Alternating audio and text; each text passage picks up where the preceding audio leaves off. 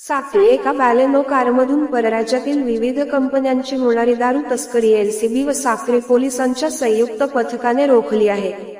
या प्रकरणी 1,58,890 रुपये किमतीची 370 लिटर विविध कंपनीची विदेशी दारू व 6 लाख रुपये किमतीची बॅलेनो कार एकूण 7,61,410 रुपये किमतीचा मुद्देमाल पोलिसांनी हस्तगत करत कार्यचालकाविरोधात साक्री पोलीस स्टेशन येथे गुन्हा दाखल करण्यात आला आहे। आरोपी अजय हेमंत टेलर वय 40 वर्ष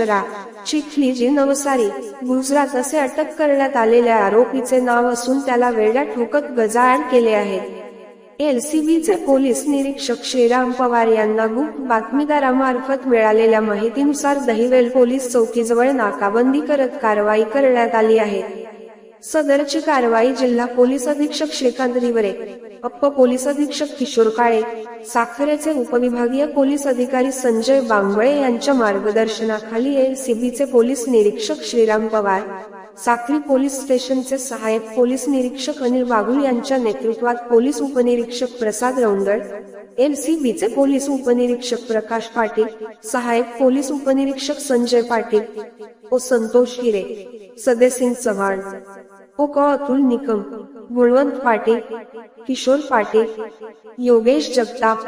साक्री पोलीस स्टेशनचे सहाय्यक पोलीस उपनिरीक्षक व दहिवेल आउटपोस्ट असे रामलाल हिरे, ओ प्रमोद जाधव, ओ संजय शिरसाट, शांतीलाल पाटील आदींनी केली आहे। दीव दमण या केंद्रशासित प्रदेशात परवाना असलेली व महाराष्ट्र राज्यात विना परवानगी वाहतूक व विक्रीसाठी एक वाहन 5 प्रकारचे दारूचे ब्रँड ज्यामध्ये All Season, Royal Challenges, Rockford Classic, Royal Special, Imperial Blue, Sterling अशा एकूण 370 लिटर आणि 1,58,000 किमतीची दारू ही दहिवेल चौकीजवळ गोपनीय माहितीवरून आम्ही ती ताब्यात घेतली। त्याचा